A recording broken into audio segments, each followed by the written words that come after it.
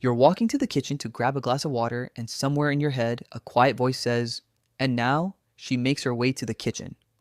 No one asked for the commentary. You didn't even mean to do it. It just happened. Maybe it happens when you're doing something completely mundane, folding laundry, walking to your car, standing in line at the grocery store. The narrator shows up uninvited and starts describing what you're doing like you're the main character in a documentary that no one else is watching. Sometimes the voice is calm and observational. Other times it's dramatic. Sometimes it's even a little sarcastic. If any of that sounds familiar, you're not alone. Millions of people walk around with a quiet narrator running in the background of their lives, and most of them have never talked about it because they assumed it was just them. Something weird they do. But here's what's interesting: there is actual psychology behind this habit, real research. And when you understand what's driving it, the narrator starts to make a lot of sense. So let's break down 7 psychological reasons why some people narrate their own lives internally and what it reveals about the way their minds work.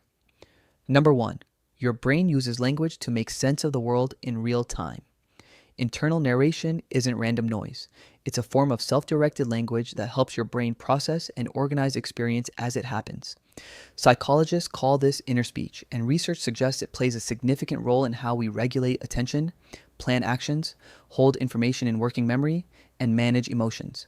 It's your brain using language as a tool not to communicate with someone else, but to communicate with itself.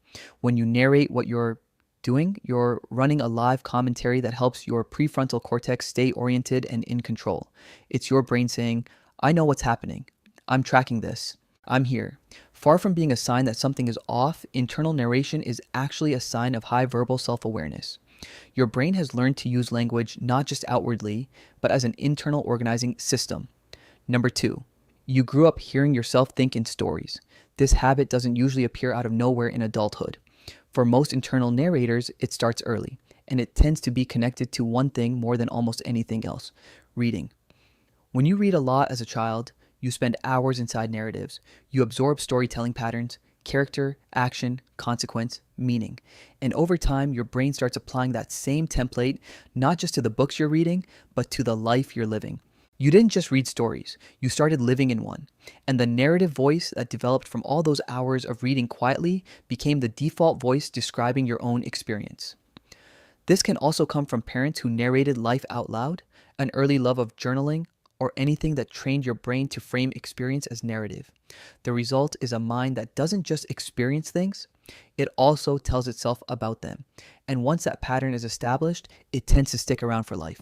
Number 3, it's a coping mechanism that creates psychological distance. Here's where it gets really interesting. Researchers have found that when people narrate their own experience in the third person, even silently, it creates a measurable reduction in emotional reactivity. Saying internally, "She's feeling overwhelmed right now," instead of "I'm overwhelmed," gives your brain just enough distance from the emotion to observe it and regulate it, rather than being fully consumed by it. That simple shift from I to she or your own name changes how intensely you feel what you're feeling. It's a buffer, a tiny but real separation between you and the experience. If your internal narrator kicks in hardest during difficult moments, when something goes wrong, when you're anxious, when a situation feels like too much, this is almost certainly why. The narrator isn't being dramatic. It's a self-soothing mechanism your brain developed, possibly without you ever consciously deciding to develop it. The little voice, as it turns out, isn't the problem. In many cases, it's the solution. Number 4, you process experiences by re-narrating them afterward. Internal narrators rarely stop at real-time commentary. The narration continues after the experience ends. An awkward conversation from Tuesday gets replayed. A moment at work that didn't go well gets re-edited. A difficult interaction gets revisited from a different angle, and then maybe another, until something about it finally clicks into place.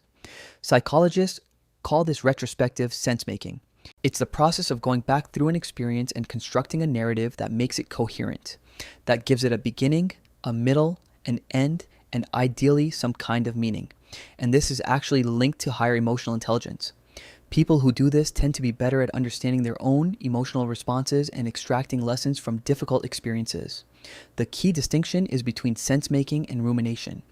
Rumination replays without resolution.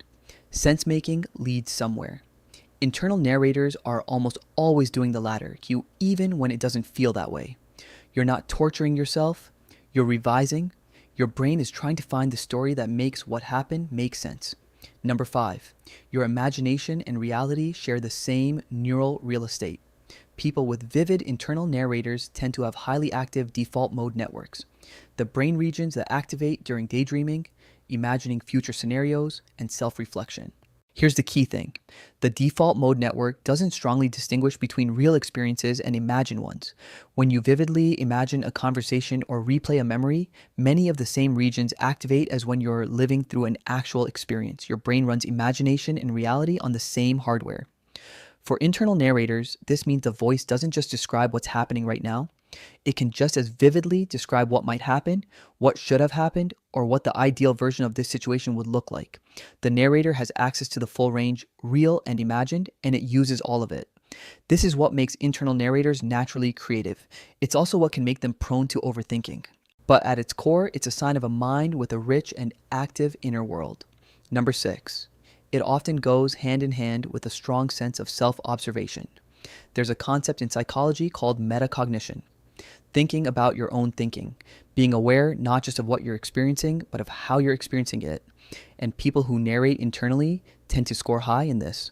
What is internal narration if not metacognition in real time? You're not just walking to the kitchen. You're also aware that you're walking to the kitchen, noting it, filing it away. This is associated with high self-awareness, the ability to learn from experience rather than just move through it, and a tendency toward reflection rather than pure reaction. The flip side is that this level of self-observation can make even simple things feel oddly significant. You go to make a cup of tea and somehow it becomes a small moment of self-reflection, which is honestly a little funny, but also kind of beautiful. Number 7, you might be narrating because you feel like your life deserves to be witnessed.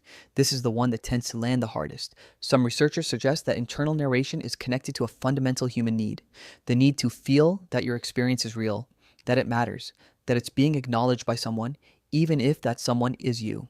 We're wired to want our experiences validated, but we spend a lot of life alone inside our own heads, moving through moments that no one else sees. And for some people, the internal narrator steps into that gap. The voice isn't just describing your life, it's acknowledging it. When you narrate a small moment, even something as simple as making your morning coffee, part of what the brain is doing is saying, this is real, this happened, this counts. For people who grew up feeling overlooked or emotionally unseen, this tendency can be especially pronounced. The internal narrator becomes a way of bearing witness to yourself, of giving yourself the acknowledgement that wasn't always available from the outside. And that's not something to pathologize. That's a form of quiet self-compassion.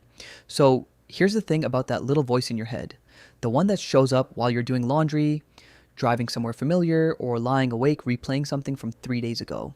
It is not a sign that something is wrong with you. It is evidence of a brain that is working hard, processing, regulating, creating, and witnessing. A brain that takes experience seriously enough to narrate it.